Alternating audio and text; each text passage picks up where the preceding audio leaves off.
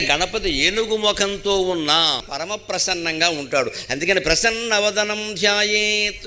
ఏనుగు అనే మనకి భయం కానీ మరొకటి కానీ కలగదు, దగ్గరికి వెళదామని అనిపిస్తుంది హాయిగా. అదేమి మన తొక్కేసి ఏనుగు కాదు, మన ఎవరైనా తొక్కి పడితే వాళ్ళని తొక్కేసి మన్ని పైకి లాగేటువంటి ఏనుగు అది ఖచ్చితంగా. నా భక్తుడు సంగతి నేను చూసుకుంటాను రాని ప్రతిజ్ఞ చేసేటువంటి ఏనుగు ఇది ప్రసన్నవదనం. అంతేకాదు పూజ చేసినా ఏం చేసినా దయచేసి ఒక్కటి గుర్తుపెట్టుకోండి, మనం ప్రసన్నవదనంతో ఉండాలి. ఆ పూజ ప్రసన్నంగా చెయ్యాలి. మనం కోపంతో తాపంతో కక్షతో ఎవడి మీదో ఏదో చేసేద్దాం వాడికి ఏదో చేసేలా చెయ్యాలని పూజలు చేయకూడదు. రెండోది, అవి ఏమీ లేకపోయినా కొందరు ఎలా ఉంటారంటే ఆందోళన చెందిన మనసుతో పూజ చేస్తారు. మనస్సులో ఏవో పెట్టుకున్న ఆలోచనలు అటువంటి ఉంటే దానికోసమే పొద్దున స్నానం చేయండి, మంచి బట్టలు కట్టుకోండి, అప్పుడు చేయండి, కాస్త తొలగిపోతాయి అటువంటివన్నీ కూడా. మనస్సులోంచి అవి తొలగించుకోవాలి. ఎప్పుడు మన మొహం బాగుంటే పూజ చేసే విధానం కూడా బాగుంటుంది. అప్పుడు కోరికలు కూడా తప్పనిసరిగా ఫలిస్తాయి.